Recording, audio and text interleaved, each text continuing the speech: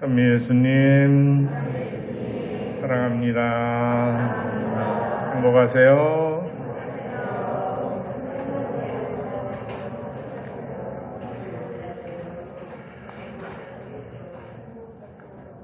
한 주간 평안하셨습니까?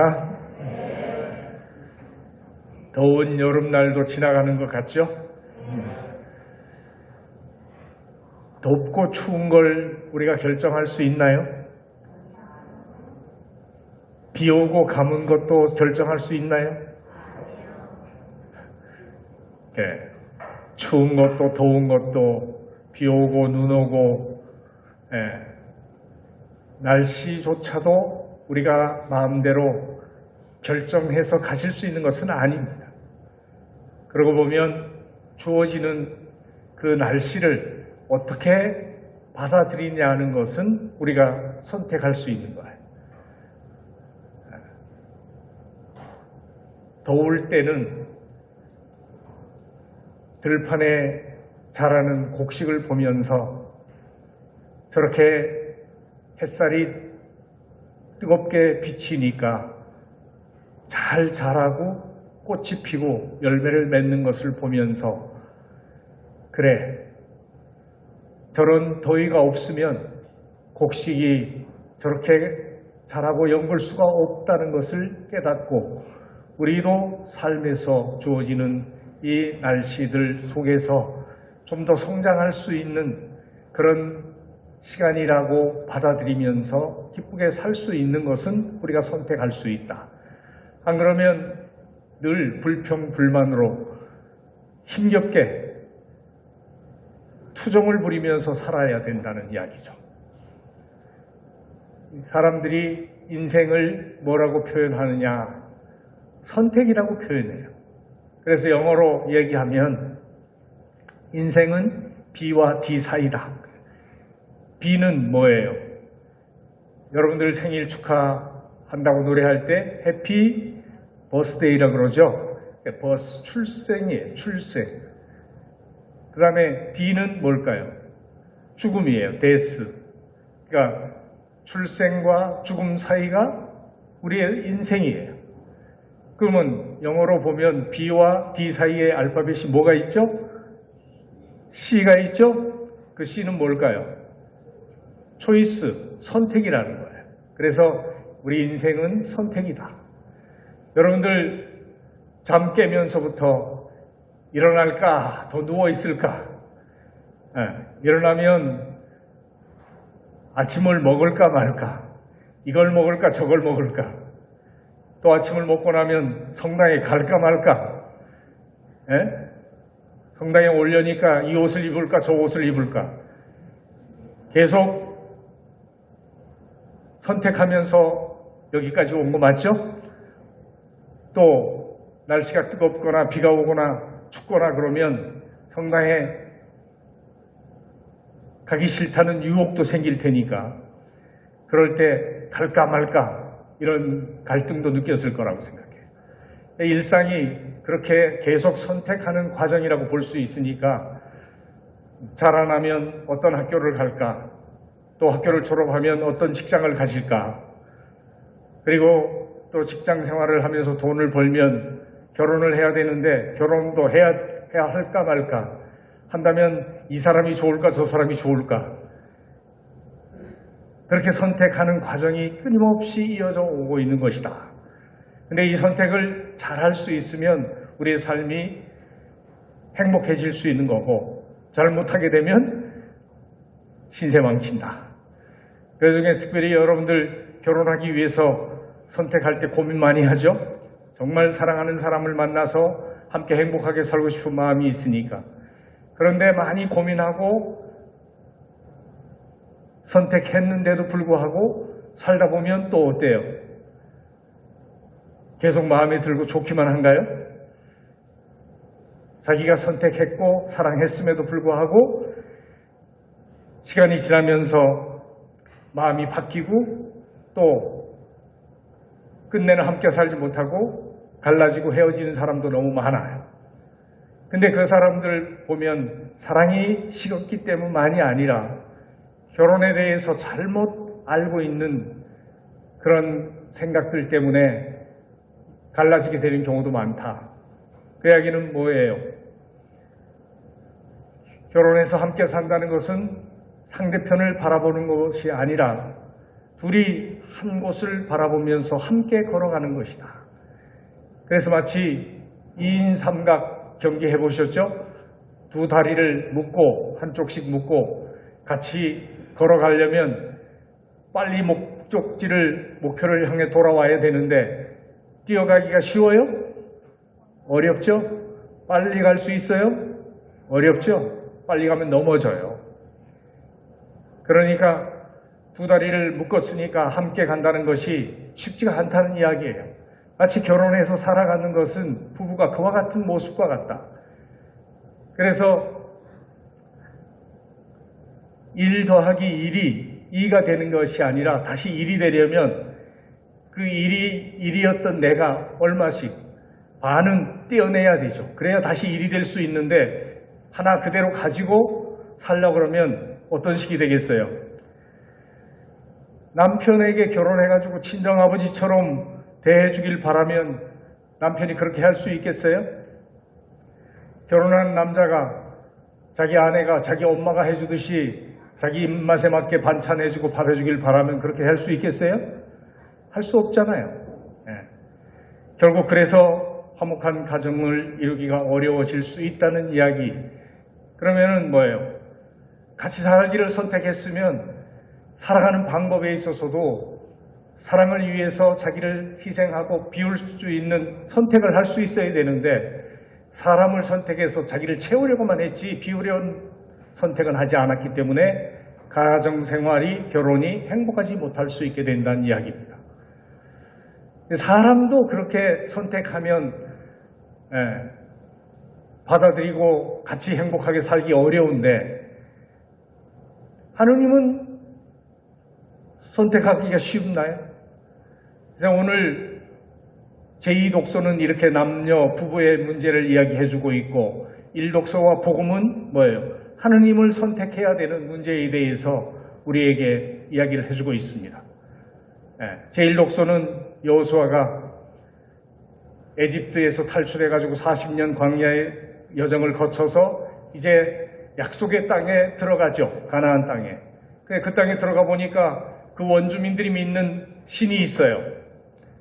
그러니까 여호수아가 그 12부족의 족장들을 불러 모아놓고 자, 여러분은 우리 조상들이 강 건너편에서 믿던 그 하느님을 믿을 것인지 아니면 지금 이 원주민들이 믿는 그 신을 믿을 것인지 선택하라.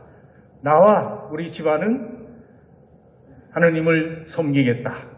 그러니까 그 백성의 지도자들도 뭐라 그래요? 우리를 에집트에서 끌어내서 이렇게 엄청난 기적을 보여주신 분이 하느님이신데 우리가 그 주님을 섬기지 않고 누구를 섬기겠냐? 우리도 하느님을 섬기겠다. 이렇게 얘기하죠. 근데 오늘 복음에서는 어떤 일이 또 벌어져요. 예수님께서 요한복음 6장이 생명의 빵에 대한 말씀, 생명의 양식에 대한 말씀이죠. 빵의 기적을 행하시니까 사람들이 엄청나게 많이 모여들었고 그 사람들이 찾아온 이유가 뭐냐고 예수님은 얘기를 해주셔요. 너희가 나를 찾아온 이유는 기적의 의미를 깨달았기 때문이 아니라 빵을 배불리 먹었기 때문이다. 그러니 썩어 없어질 양식을 얻으려고 힘쓰지 말고 먹어도 배고픈 양식을 얻으려고 힘쓰지 말고 영원히 살게 하는 생명의 양식을 얻을 수 있도록 힘써라. 이런 말씀을 들려주시는 거예요. 그러니까 그 빵을 달라 하니까 그것은 하느님 아버지께서 내려주시는 건데 그것은 바로 뭐냐? 내 살이고 내 피다.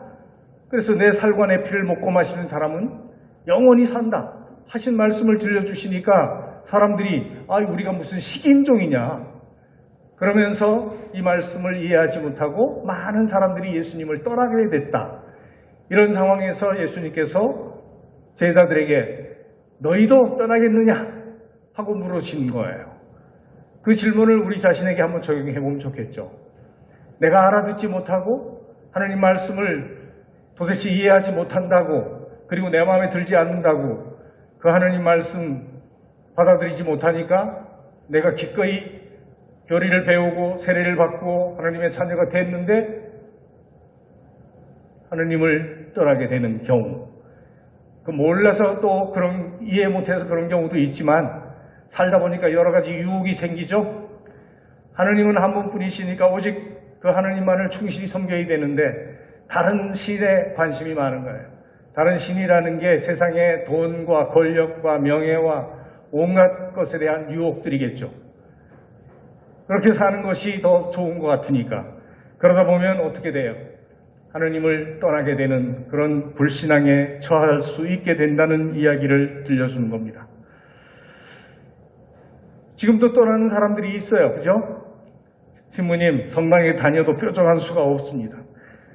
때로는 성당에 안 다니는 게 훨씬 편해요. 다니니까 귀찮고 개인 마음만 불편하고 그럴 때도 있습니다. 근데 한두 번 안 가보니까 더 편하고 좋네요. 성당에 안 나가면 벼락을 치실 줄 알았는데 벌도 안 내려주시니까 괜찮은 것 같아요. 이런저런 핑계, 변명, 이유를 대면서 냉정하는 사람들이 있어요, 없어요? 있죠?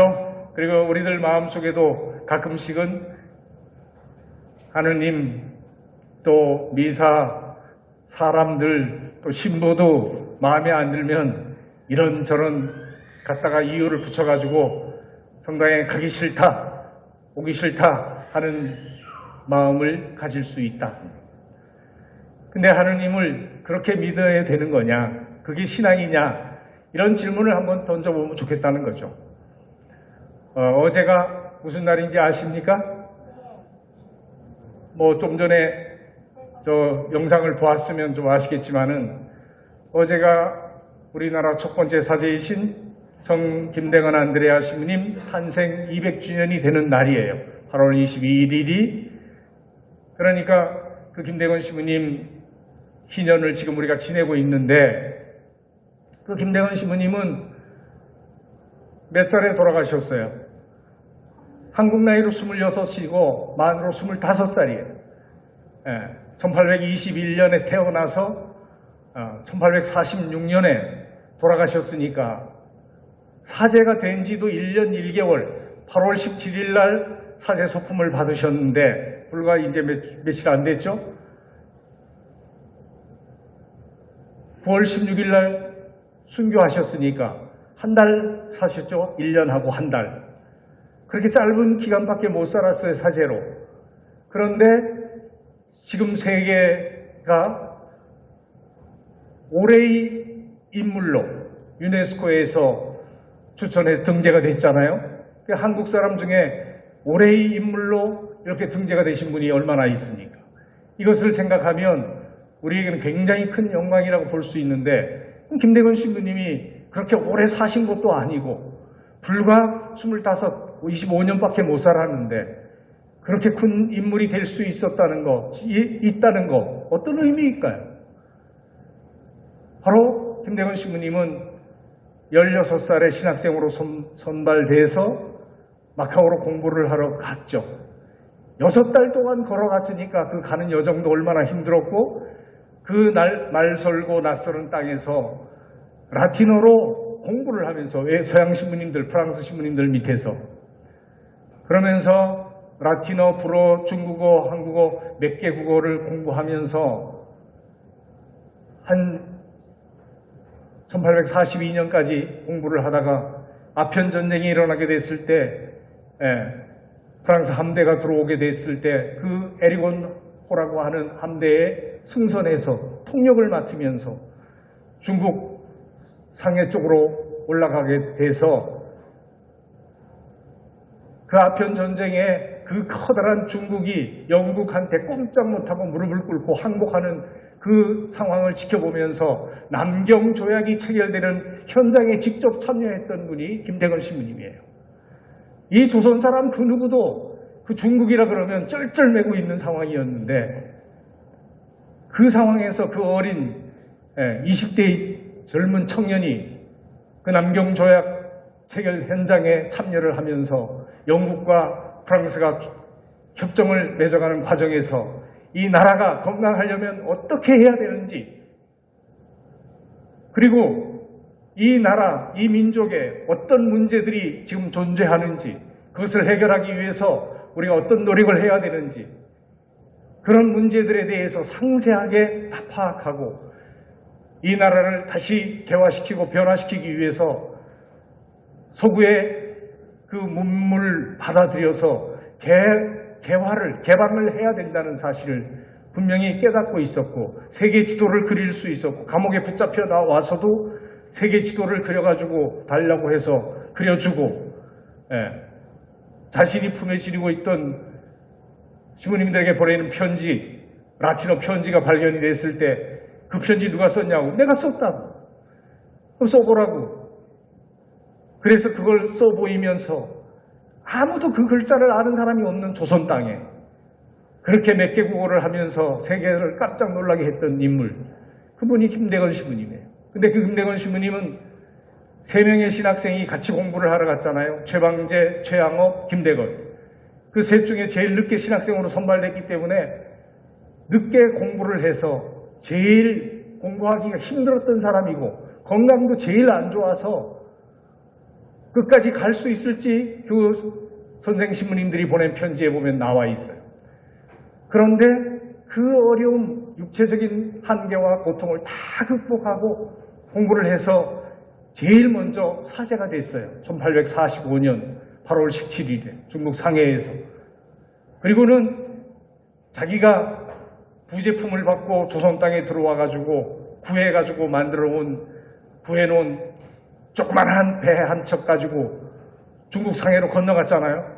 뭐 가는 도중에 풍랑을 만나서 돛대도 부러져 버리고 배가 뒤집어질 지경이 되니까 가지고 있던 식량도 버려버리고, 그리고는 상해에 들어가서 주기님을 만나서 사제 소품을 받고, 그리고 이미 신학생 때 세실 제독 그 통역관으로 배에 올랐었기 때문에 영국 영사관으로 안내해달라고 중국 사람들이 체포하려고 그러니까, 그래가지고 영국 군들에게 도움을 받으면서 배를 수리해가지고 다시 사제 소품을 받고 주교님과 다블리 시부님하고 모시고, 그 배에 사공이라고 배를 타본 사람은 4명밖에 없었다 그러죠. 나머지는 전부 배 한 번도 타보지 않은 농부들인데 그들을 데리고 다시 그 배를 수리해가지고 조선으로 들어오는데, 풍랑을 만나가지고 그 배가 어디까지 흘러갔어요?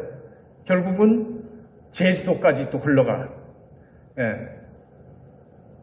인천 앞바다로 들어오려고 한 게 제주도까지 간 거예요. 하지만 그게 천운이에요. 왜? 그 전에 이미 박해령 때문에 조선의 외국에서 들어오는 배를 갖다가 감독하고 있었기 때문에 들어왔으면 바로 체포됐으니까. 다행히 제주도로 가서 그곳에서 배를 수리해가지고 다시 올라와서 강경 나와이에 안착을 해서 첫 발을 디디게 되는 것이잖아요. 그리고는 주교님 모셔놓고 몰래 다시 중국에 있는 선교사들을 모셔올 수 있도록, 최양업 시부님하고 모셔올 수 있도록 하기 위해서 연평도 앞바다에 나갔다가 그만 관원들에게 체포돼서 끌려가는데, 그들이 물었어요. 뭐라고? 당신 천주교인이요? 그랬을 때 뭐라고 그랬어요? 예, 저는 천주교인입니다. 그렇게 당당하게 대답하면서 결국 자기가 그동안 배운 그 많은 지식, 그리고 했던 고생들 다 상관없이 지금 자신에게 주어지는 운명을 기꺼이 받아들이면서 생명을 바칠 수 있었던, 그래서 25살에 순교자가 되어서 한국의 첫 번째 사제요 순교자로 성인품에 오르신 분이 김대건 시부님인데, 바로 어제 우리가 그 탄생 200주년이 되는 날을 지냈던 겁니다. 이런 의미 있는 그 축제를 지내면서 우리가 정말 김대건 시부님, 최양업 시부님을 우리나라 첫 번째, 두 번째 사제로 모실 수 있다는 것을 감사드리면서, 우리도 우리에게 주어진 삶의 여정에서 때때로 유혹이 생기고 어려움이 닥칠 때 무엇을 선택해야 될지를 다시 한 번 더 깊이 생각해보고 좀 더 충실하게 주님을 따라갈 수 있는 그런 믿음의 사람이 되었으면 좋겠다는 이야기입니다. 그런 은총을 우리도 겸손하게 청하면서 정성된 마음으로 미사를 봉헌하도록 합시다. 잠깐 묵상하시겠습니다.